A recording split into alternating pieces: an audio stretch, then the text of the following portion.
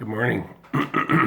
Today's reading is from Camus' The Plague. This is pretty chilling. I just reread it again, and I read this book years ago, and whew. The unusual events described in this chronicle occurred in 1940 at Oran. Everyone agreed that considering their somewhat extraordinary character, they were out of place there. For its ordinariness is what strikes one first about the town of Oran, which is merely a large French port on the Algerian coast, headquarters of the prefect of the French department. The town itself, let us admit, is ugly. It has a smug, placid air, and you need time to discover what it is that makes it different from so many business centers in other parts of the world.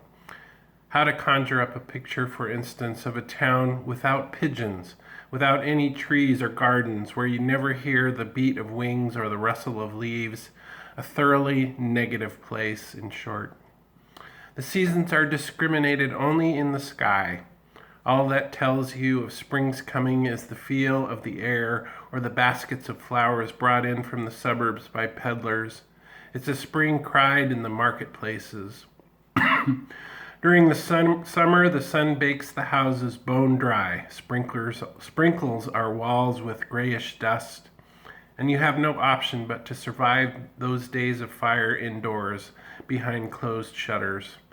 In autumn, on the other hand, we have deluges of mud. Only winter brings really pleasant weather. Perhaps the easiest way of making a town's acquaintance is to ascertain how the people in it work, how they love, and how they die. In our little town, is this, one wonders, an effect of the climate? All three are done on much the same lines, with the same feverish yet casual air. The truth is that everyone is bored, and devotes himself to cultivating habits. Our citizens work hard, but solely with the object of getting rich. Their chief interest is in commerce, and their chief aim in life is, as they call it, doing business. Naturally, they don't eschew other simpler pleasures as lovemaking, sea bathing, going to the pictures, but very sensibly they reserve these pastimes for Saturday afternoon and Sundays and employ the rest of the week in making money, as much as possible. In the evening, on leaving the office, they foregather at an hour that never varies in the cafes, stroll the same boulevard, or take the air on their balconies. The passions of the young are violent and short-lived. The vices of older men seldom range beyond an addiction to bowling, to banquets and socials, or clubs where large sums change hands on the fall of a card. It will be said, no doubt, that these habits are not peculiar to our town. Really, all our contemporaries are much the same. Certainly nothing is commoner nowadays than to see people working from morn till night and then proceeding to fritter away at card tables, in cafes, and in small talk what time is left for living. Nevertheless, there still exist towns and countries where people have now and then an inkling of something different. In general, it doesn't change their lives. Still, they have had an intimation, and that's so much to the good.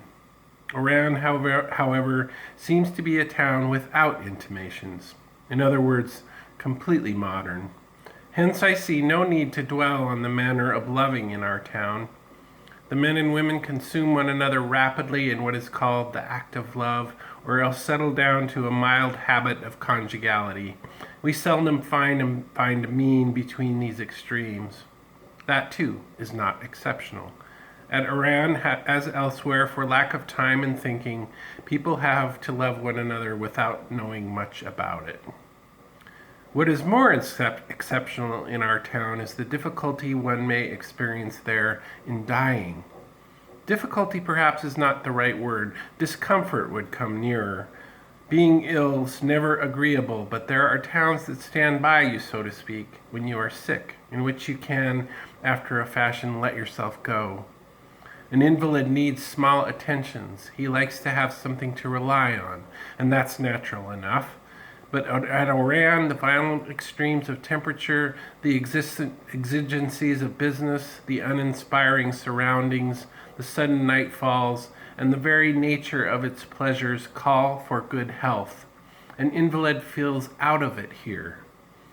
Think of what it must be for a dying man, trapped behind hundreds of walls, all sizzling with heat, while the whole population, sitting in cafes or hanging on the telephone, is discussing shipments, bills of lading, discounts. It will then be obvious what discomfort attends death, even modern death, when it waylays you under such conditions in a dry place. These somewhat haphazard observations may give a very fair idea of what our town is like. However, we must not exaggerate. Really, all that was to be conveyed was the banality of the town's appearance and of life in it. But you can get through the days there without trouble once you have formed habits. And since habits are precisely what our town encourages, all is for the best. Viewed from this angle, its life is not particularly exciting, that must be admitted. But at least social unrest is quite unknown among us, and our frank-spoken, amiable, and industrious citizens have always inspired a reasonable esteem in visitors. Treeless, glamourless, soulless, the town of Oran ends by seeming restful, and after a while you go complacently to sleep there. It is only fair to add that Oran is grafted on to a unique landscape in the center of a bare plateau, ringed with luminous hills and above a perfectly shaped bay. All we may regret is the town's being so disposed that it turns its back on the bay, with the result that it's impossible to see the sea. You always have to go look for it. Being the normal life of Oran, it will be easily understood that our fellow citizens had not the faintest reason to apprehend the incidents that took place in the spring of the year in question, and were, as we subsequently realized, premonitory signs of the grave events we are to chronicle. To some, these events will seem quite natural, to others all but incredible. But obviously a narrator cannot take account of these differences of outlook.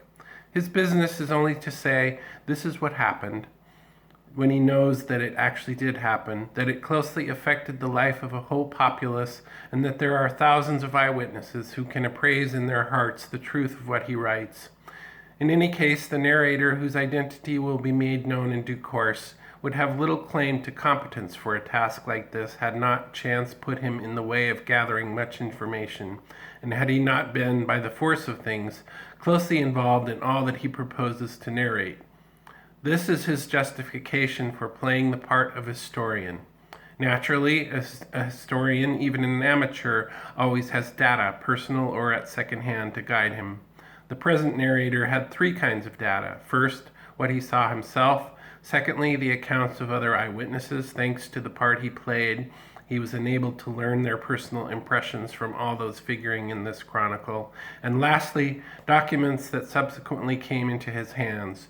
He proposes to draw on these records whenever this seems desirable, and to employ them as he thinks best. He also proposes, but perhaps the time has come to drop preliminaries and cautionary remarks and to launch into this narrative proper. The account of the first days needs giving in some detail. When leaving his surgery on the morning of April 16th, Dr. Bernard Roux felt something soft under his foot. It was a dead rat lying in the middle of the landing. The Plague, Albert Camus.